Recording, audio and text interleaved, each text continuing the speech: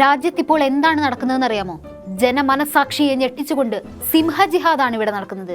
ഇനിയും നമ്മൾ മിണ്ടാതിരിക്കണോ? ഇതെങ്ങനെ അനുവദിച്ചു കൊടുക്കാൻ പറ്റും? പേടിക്കണ്ട, രക്ഷകരും ഇവിടെ തന്നെയുണ്ട്.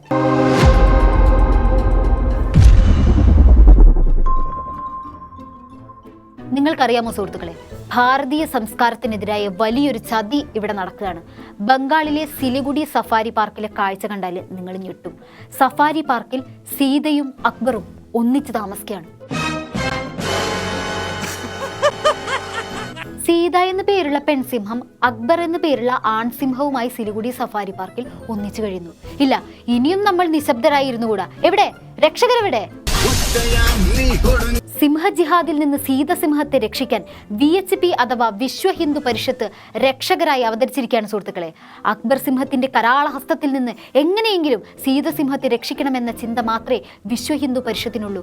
അക്ബറും സീതയും ഒന്നിക്കാതിരിക്കാൻ ഏത് കോടതിയിൽ വേണമെങ്കിലും VHPയിലെ സഹോദരങ്ങൾ കയറും. എത്ര കഷ്ടപ്പെട്ടാലും വേണ്ടില്ല, അവരെ ഇനിയും ഒന്നിച്ച് ജീവിക്കാൻ അനുവദിച്ചുകൂടാ.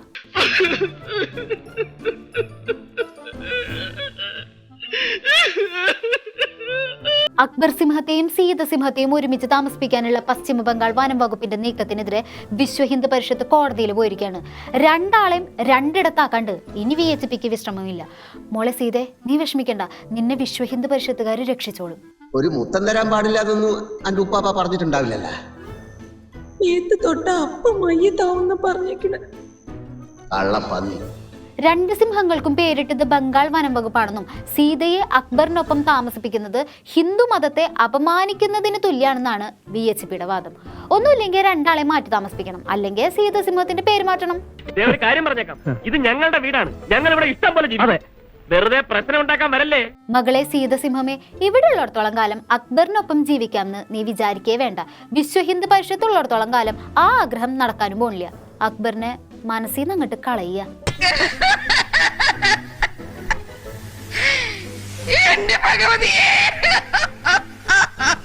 ഹിന്ദുമതം അപമാനിതരാകാതിരിക്കാൻ വേണ്ടി വിശ്വ ഹിന്ദു പരിഷത്തിന്റെ അഭിമാനം കാക്കാൻ വേണ്ടി രണ്ടാളും പിരിയെന്തോ കോടതി വിധിക്ക് വേണ്ടി കാത്തിരിക്കുകയാണ് അക്ബറും സീതയും.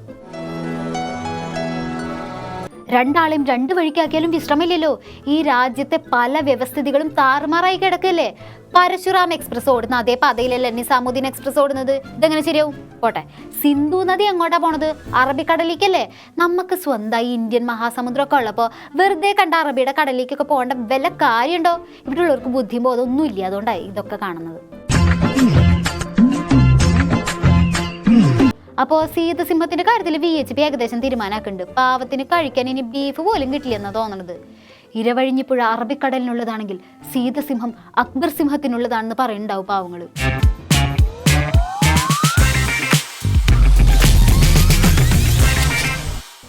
തെരഞ്ഞെടുപ്പ് കഴിയുന്നത് വരെ നമുക്ക് എന്നും കണ്ണീർ കഥകൾ കേൾക്കാനുണ്ടാവും. മോഹിച്ച സീറ്റ് കൈവിട്ട് പോകുമ്പോഴുള്ള സങ്കടം അത് സീറ്റ് ആഗ്രഹിച്ചവന് മാത്രമേ മനസ്സിലാവുള്ളൂ.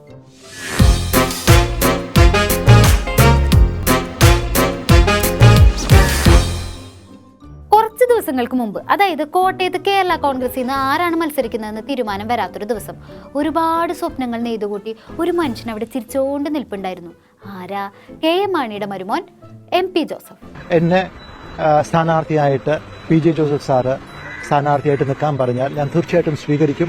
വളരെ വൻ ഭൂരിപക്ഷത്തോടു കൂടെ ഞാൻ ജയിക്കുമെന്നുള്ള ഉറപ്പ് എനിക്കുണ്ട്. അതുകൊണ്ട് തീർച്ചയായിട്ടും എനിക്ക് സന്തോഷമുള്ളൊരു കാര്യമാണ്. കോട്ടയത്ത് കേരള കോൺഗ്രസിന്റെ സ്ഥാനാർത്ഥിയായിട്ട് മത്സരിക്കാൻ ശ്രീ ജോസഫ് സാറ് പറഞ്ഞാൽ ഞാൻ തീർച്ചയായിട്ടും കോട്ടയത്ത് നിന്നാല് ജയിക്കുന്ന 100% ഉറപ്പാണ് ജോസഫേട്ടന്. But a few days later, കഴിഞ്ഞ ശനിയാഴ്ച 17-ാം തീയതിയാണ് Kerala Congress chairman Shri PJ Joseph sir കോട്ടയത്തെ UDF സ്ഥാനാർത്ഥി, കേരള കോൺഗ്രസ് സ്ഥാനാർത്ഥിയെ പ്രഖ്യാപിച്ചത്. ശ്രീ ഫ്രാൻസിസ് ജോർജിനെ അദ്ദേഹം പ്രഖ്യാപിച്ചു. അയ്യോ, ഫ്രാൻസിസ് ജോർജിനെ സ്ഥാനാർത്ഥിയായിട്ട് പ്രഖ്യാപിച്ചോ? അങ്ങനെ വരാൻ വഴിയില്ലല്ലോ. ജോസഫേട്ടൻ സ്ഥാനാർത്ഥിയായിട്ട് നിന്നിട്ടുണ്ടെങ്കിൽ വോട്ടെല്ലാം മൊത്തത്തോടെ ഇങ്ങ് പോരെന്ന് പറഞ്ഞിട്ട് ഇങ്ങനൊരു കൊലച്ചതി. No way. അന്ന് സ്ഥാനാർത്ഥിത്വത്തിന്റെ കാര്യം PJ ജോസഫിനോട് സംസാരിച്ചിരുന്നു എന്നല്ലേ ജോസഫേട്ട പറഞ്ഞത്? ഞാൻ 2 തവണ പറഞ്ഞിട്ടുണ്ട് അദ്ദേഹത്തിനോട്. അദ്ദേഹം തീർച്ചയായിട്ടും അത് സമയമാകുമ്പോൾ പരിഗണിക്കും എന്നോട് പറഞ്ഞിട്ടുമുണ്ട്. ഓഹോ, 2 തവണ കയറി ഇറങ്ങി സീറ്റ് തരണമെന്ന് പറഞ്ഞിട്ട് അവസാനം നൈസായി ഒഴിവാക്കാണല്ലേ. ഇങ്ങനെ അവഗണിക്കാനായിരുന്നെങ്കിൽ പരിഗണിക്കാം എന്ന് പറഞ്ഞിട്ട് അന്നേ ആശ കൊടുക്കണമായിരുന്നോ?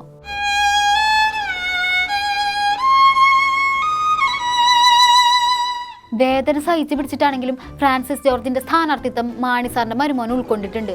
അല്ല ജോസഫേട്ട, പൂർണ്ണ പിന്തുണ കൊടുക്കും എന്നൊക്കെ പറഞ്ഞിട്ട് സ്ഥാനാർത്ഥിയെ പ്രഖ്യാപിക്കുന്ന ചടങ്ങിലേക്കൊന്നും കണ്ടില്ലല്ലോ. എന്ത് പറ്റി? കണ്ടു നിൽക്കാൻ ത്രാണിയില്ലാഞ്ഞിട്ടാണോ?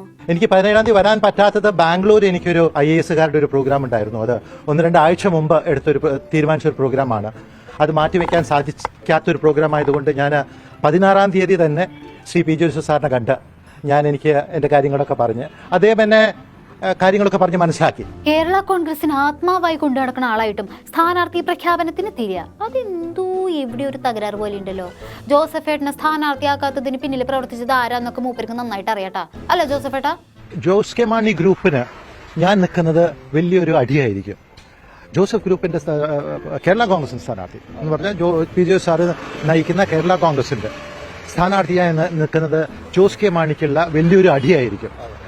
മാണിയുടെ പാരമ്പര്യമുള്ള ശ്രീ കെ മാണിയുടെ പാരമ്പര്യമുള്ള ഞാൻ നിന്നാൽ അത് അദ്ദേഹത്തിന്റെ ആ നിലപാടിനുള്ള ഏറ്റവും വലിയ വെല്ലുവിളിയായിരിക്കും. അതുകൊണ്ട് തീർച്ചയായിട്ടും ജോസ് കെ മാണി വിഭാഗത്തിൽ നിന്ന് ഞാൻ നിൽക്കാതിരിക്കാനായിട്ടുള്ള എല്ലാ അടവുകളും അവർ പരിശ്രമിക്കും. അതിനെപ്പറ്റി യാതൊരു സംശയവുമില്ല. അങ്ങനെ വരട്ടെ. ഇത്രയും കഴിവും ധൈര്യവും ആത്മവിശ്വാസവും ഉള്ള ജോസഫേട്ടനെ പോലെ ഒരാളെ കാണുമ്പോൾ ജോസ് കെ മാണിയൊക്കെ കിടുകിടാ വരച്ചിണ്ടാവില്ലേ? അപ്പൊ മാണി സാറിന്റെ മരുമോനെ ഒറ്റപ്പെടുത്താൻ പ്രവർത്തിച്ചത് മാണി സാറിന്റെ മോൻ തന്നെ, ഉറപ്പാ.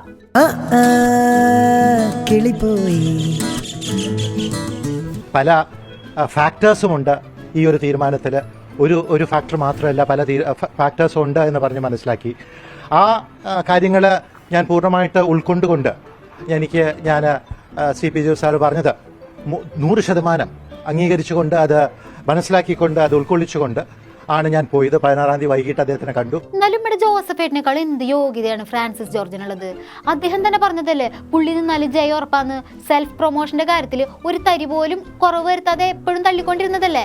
പിന്നെ എവിടെയാണ് ഒരു വീഴ്ച പറ്റിയത്? ജോസ് കെ മാണി വിഭാഗത്തിന്റെ ഏറ്റവും ഉള്ള ഭയം ഞാൻ നിന്നാൽ അവരുടെ വോട്ട് ബാങ്കിൽ നിന്ന് ഒരു 15 തുടങ്ങി 20,000 വോട്ട് എന്നിലേക്ക് മാറും.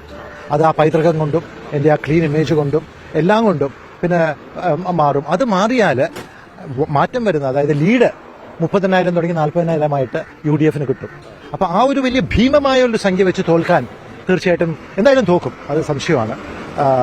LDF തോൽക്കും, ജോസ് കെ മാണി വിഭാഗത്തിന്റെ സ്ഥാനാർത്ഥി തോൽക്കുമെന്നുള്ളത് തീർച്ചയാണ്. പക്ഷേ ഈ ഭീമമായിട്ടൊരു 40,000 വോട്ടിന്റെ കൂടി ഒരു തോൽവി അതിനകത്ത് ചേർത്താൽ, ഇപ്പോൾ 1,00,000 പകരം 1,40,000 തോറ്റാൽ അത് വലിയൊരു മോശമാവും, പാർട്ടിയുടെ തകർച്ചയായിരിക്കും. അതുകൊണ്ട് എന്നെ നിർത്താതിരിക്കാനായിട്ട് തീർച്ചയായിട്ടും ജോസ് കെ മാണി വിഭാഗം പരിശ്രമിക്കും എന്നതിനെ പറ്റി യാതൊരു സംശയവുമില്ല. കണ്ടോ, മൂപ്പര് സ്ഥാനാർത്ഥിയായാലും കിട്ടുന്ന വോട്ടിന്റെ ഭൂരിപക്ഷം വരെ പറഞ്ഞിട്ടുണ്ടായിരുന്നല്ലോ. എന്നിട്ട് അതൊന്നും ചെവി കൊടുത്തില്ലല്ലോ നിങ്ങൾ. പോട്ടെ, അദ്ദേഹത്തിന്റെ ആ പൈതൃകം, ആ ക്ലീൻ ഇമേജ്, അറ്റ്ലീസ്റ്റ് അതെങ്കിലും ഒന്ന് പരിഗണിക്കായിരുന്നില്ലേ? ഇതിപ്പോ കുറെ സ്വപ്നം കണ്ടത് മാത്രം മിച്ചം.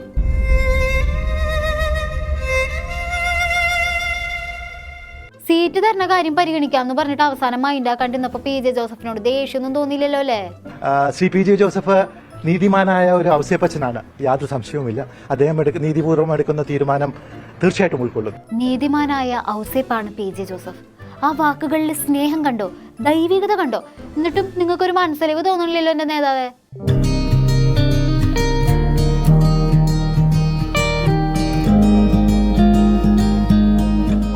ഇനിയിപ്പോ എന്തൊരു ചെയ്യാ? സീറ്റ് കയ്യിന്ന് പോയി. ഇപ്പോഴും വിഷമമുണ്ടോ ജോസഫേട്ടാ? കിട്ടാത്തതിൽ ദുഃഖമുണ്ടോ എന്ന് ചോദിച്ചാൽ തീർച്ചയായിട്ടും ഒരു സ്ഥാനാർത്ഥിയെ സെലക്ട് ചെയ്ത് കഴിഞ്ഞാൽ അതിനകത്ത് ദുഃഖവും സന്തോഷവും അതിനകത്തൊരു പ്രശ്നമല്ല. ആ തീരുമാനം 100% ആ തീരുമാനത്തെ വിജയിപ്പിക്കുക എന്ന് മാത്രം. സഹിക്കന്നെ, അല്ലാണ്ട് വേറെ നിവൃത്തിയില്ലല്ലോ. ഇനിയിപ്പോ എങ്ങനെയാ, പ്രചരണത്തിനൊക്കെ ഇറങ്ങുമോ? അതൊക്കെ കണ്ടു നിൽക്കാൻ പറ്റുമോ ജോസഫേട്ടന്?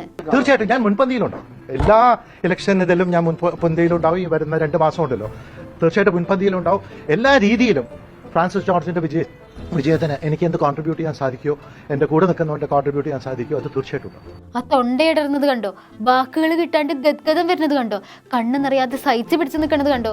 ഇനി ആർക്ക് വേണ്ടിയാ, എന്തിനു വേണ്ടിയാ? ഒക്കെ പോയില്ലേ. ഇനി ഒന്നും നടന്നിട്ടില്ല. സീറ്റിന് വേണ്ടി സ്വപ്നം കണ്ടിട്ടില്ല എന്ന് വിചാരിച്ച് ഫ്രാൻസിസ് ജോർജിന് വേണ്ടി അങ്ങോട്ട് പ്രചരണത്തിന് ഇറങ്ങുക, അത്ര തന്നെ.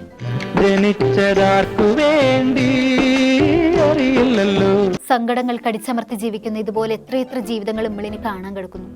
എന്നാൽ ശരി, ബാക്കി വിശേഷങ്ങളുമായി നാളെ കാണാം. നന്ദി, നമസ്കാരം.